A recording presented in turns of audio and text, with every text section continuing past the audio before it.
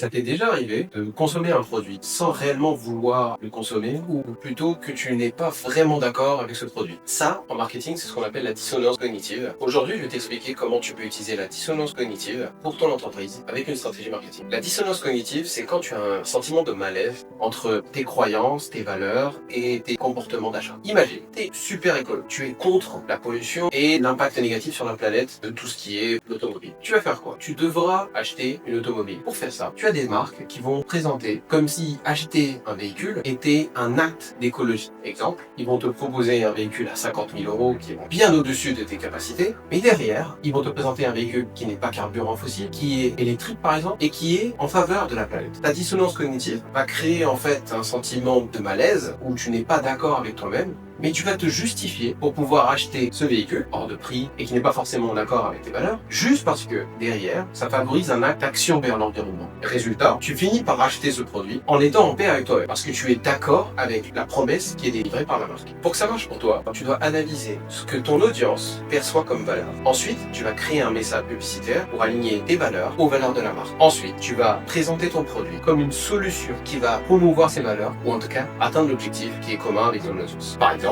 en achetant ce produit, vous allez atteindre l'objectif de zéro carbone sur la planète. Ça, c'est typiquement une technique qui va utiliser la dissonance cognitive.